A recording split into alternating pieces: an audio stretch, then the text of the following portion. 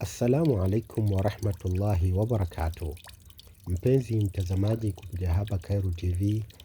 Hakika leo tumekutana tena katika siku nyingine tena katika kuzungumzia wanawake ambao hawafai kuwaoa.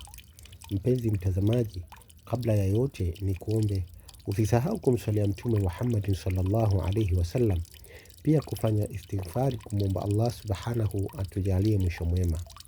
Mpenzi mtazamaji, ni kuombe pia usisahau kusubscribe, kucomment, kulike na kushare ili uwe kwanza kupata video zote zinazokuja kupitia hapa Khairo TV. Asante. Waarabu wa zamani walikuwa makini sana ikiwa limewadia suala la kuoa. Walikuwa makini sana ili kusudi kuchagua mke sahihi wa kuoa. Waarabu hawa wa zamani walifikia hatua kuwagawanya wanawake hawa katika aina saba, ambazo aina saba hizo hazifai na usisubutu kabisa kufanya wake wa ndoa. Aina ya kwanza ya mwanamke au wanawake wenye tabia hizi ni mwanamke almanana. Ni upi huyu mwanamke almanana? Mwanamke huyu ni mwanamke ambaye anakukumbusha wewe zile fadhila zake alizotoa kuja kwako au kwa jamaa zako. Tabia hii ya mwanamke wa kukumbusha fadhila zake kwako ndiyo tabia ya kuitwa almanana, na tabia hii inamchosha mume katika ndoa na kiasi ambacho kupelekea ndoa hiyo kuichukia. Mwanamke aina ya pili au wanawake wa aina ya pili ni mwanamke al-annana. Mwanamke huyu ni mwanamke ambaye wa kulalamika daima juu ya maumivu, maradhi na kuugua. Lakini hata kama hana ugonjwa wowote unaomsumbua, lakini inaweza kuwa analalamika tu. Hata kama afya yake iko sawa na wengine, lakini kwa sababu yake kulalamika, anapenda kulalamika. Tabia hii huzidisha uchovu kwa mwanamume na kuweza kuipelekea kujutia kuingia kwenye ndoa. Tabia ingine ni tabia ya tatu. Ni tabia ya mwanamke yule alhannana. Ni mwanamke gani alhannana?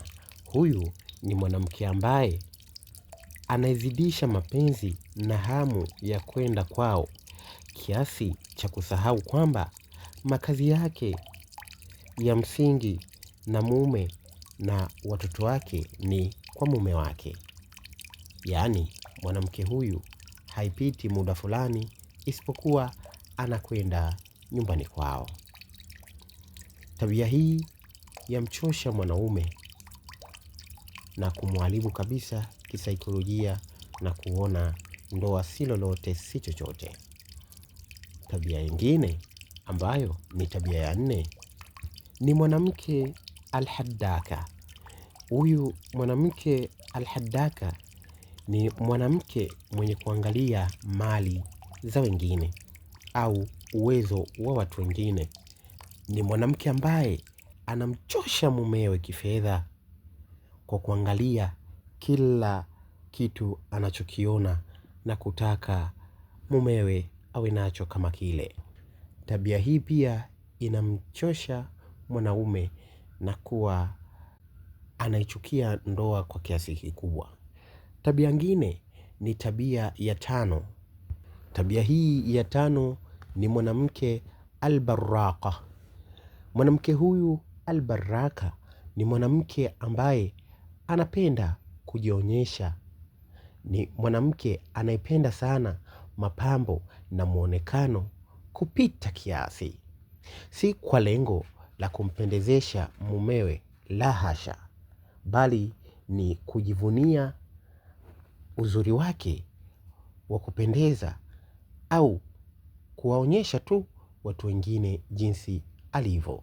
Aina hii ya mwanamke si chaguo bora kwa ndoa ya mtu yoyote ule. Na ikiwa unahitajia furaha katika ndoa yako, jihadharishe na mwanamke wa aina hii. Mwanamke mwingine au tabia ingine ya mwanamke asiyofaa, tabia ya 6, ni mwanamke wa kelele na maneno mengi. Mwanamke ashaddaqa ni mwanamke mwenye kuzungumza sana, sauti ya juu. Mwanamke ambaye anapenda kuzungumza maneno ya uongo, na maneno yake pia anavyozungumza hayana uzito. Kelele na maneno mengi husababisha uchovu wa kisaikolojia na humuingiza mume wake kwenye matatizo. Na mwanamke wa mwisho, tabia namba 7, ni mwanamke wa nyasi za nyumbani. Ni gani huyu mwanamke wa nyasi za nyumbani? Ni mwanamke anayepuuza nyumba yake, usafi wake binafsi na watoto wake. Hufanya nyumba iwe mahali pasipo na raha. Nyumba yake anaijalia ni mahali pachafu, fujo na mandhari yasiyopendeza. Mwanamke wa aina hii, kujiepusha naye ni bora na kutafuta mwanamke anayejali nyumba yake.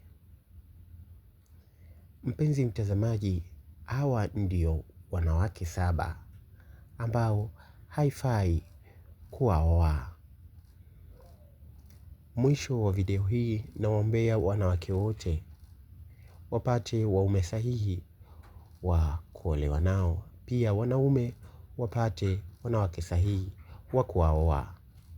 Mpenzi mtazamaji, kufikia hapa ndio mwisho wa video hii fupi yenye mazingatio. Mpenzi mtazamaji, ni kuombe usisahau kumsalia Mtume Muhammad sallallahu alaihi wasallam, pia kufanya istighfari kumwomba Allah subhanahu wa ta'ala atujalie mwisho mwema. Mpenzi mtazamaji, usisahau kusubscribe, kucomment, kulike na kushare ili uwe wa kwanza kupata video zote zinazokuja kupitia hapa Khairo TV. Na kufikia hapa niseme wabillahi tawfiq wa aqul lakum assalamu alaikum wa rahmatullahi wa barakatuh. Uhibbukum bila hudud.